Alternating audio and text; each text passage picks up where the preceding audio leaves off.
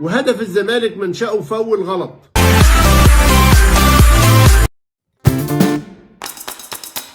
مودرن له بضربة جزاء تاني، فانت تحرم مودرن من ضربتين جزاء وكمان تحتسب للزمالك هدف مش صحيح.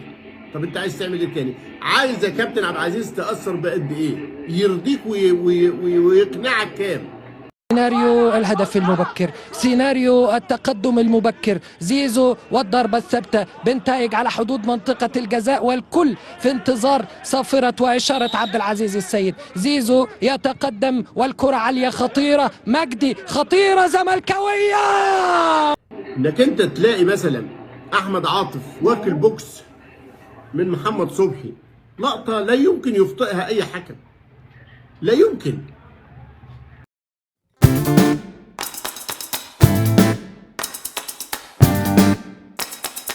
مودرن سبورت امبارح قدم شكوى لاتحاد الكوره وبعتها النهارده الصبح ضد اللي حصل من الزمالك او في ماتشه مع الزمالك من الحكم عبد العزيز السيد، ووصفوا بانه ده ظلم شديد جدا وانه الحكم اثر بشكل مباشر في نتيجه المباراه.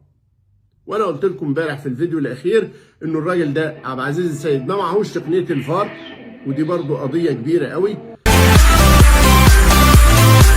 الزمالك بصعوبة بشق الأنفس يفوز على مودرن المجتهد. مودرن اللي عمل مباراة النهاردة، مباراة كبيرة ما تدلش ان هو بيقبع في آخر الدوري. بصراحة يعني ندوم حقهم، عملوا ماتش كبير كبير كبير كبير بصراحة.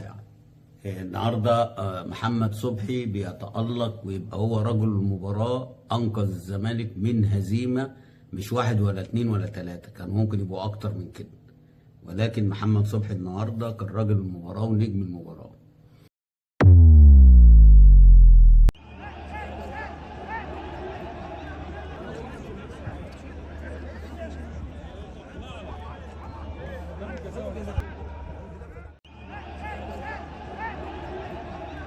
وقراراته العكسيه اللي تاثرت على نتيجه المباراه دي فضيحه بجد، فضيحه بجد.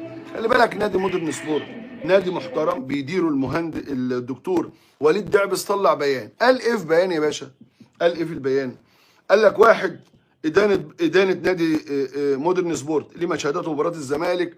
يا عم اجيب لك البيان يا عم، ادى البيان، لا تقولي ان انا ما فيش بيان، ادى البيان. بيقول لك ايه بقى؟ يدين نادي مودرن سبورت الحريص دائما على تطوير الكره المصريه ومنظومته التحكيميه ما شهدته مباراه فريق كره القدم الاول مع الزمالك في دور ال 16 في نهائي كاس مصر. ويؤكد نادي مودرن سبورت اتخاذ الاجراءات القانونيه لدى اتحاد الكره بشان شكوى عبد العزيز السيد حكم اللقاء بسبب الاخطاء الفادحه التي ساهمت في خساره مودرن سبورت 1-2 بعد وقت اضافي. خلي بالك يعني على اتحاد الكوره، واللي بيحصل ده غير طبيعي بالمره، احنا ما شفناهوش على مدار حياتنا.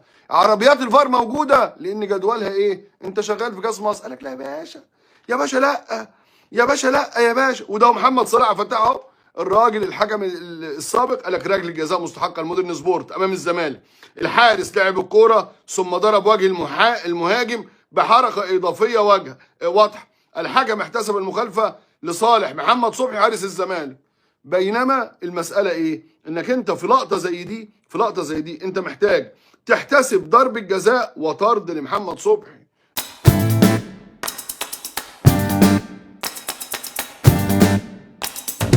صلي على الحبيب قلبك يطيب. تم الاتفاق مع والد احمد زيزو انه هيحصل على 30 مليون جنيه من النادي الاهلي مباشره. عقده هيبقى مع الاهلي ب 30 مليون جنيه، عقده مع شركه الكوره ب 30 مليون جنيه، يبقى ده 60 مليون جنيه، و20 مليون جنيه من رجال اعمال. بس ده ال 80، دول ال 80 اللي كان عايز ياخدهم من الزمالك وما خدهمش. قال لك لا استنى، عربيتين رانج روفر يدخل بيهم النادي الاهلي في اول يوم، عربيه له وعربيه لوالده موديل السنه من رجال اعمال اهلاويه. ماشي؟ واي طلبات خياليه له مفيش مشكله.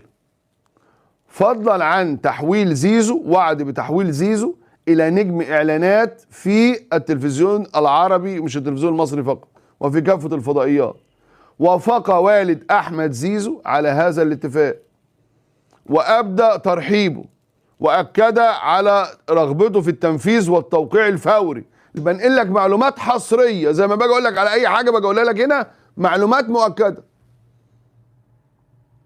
والد أحمد زيزو ذهب بالعرض لنجله أحمد، قال له يا أحمد اتفقت مع النادي الأهلي على كذا وكذا وكذا وكذا، فضلا عن إغراءات أخرى ووعود بأمور أخرى، هنمضي بره ونخش النادي الأهلي بالعربيتين ونمارهم زي بعض ولونهم أحمر يا أحمد.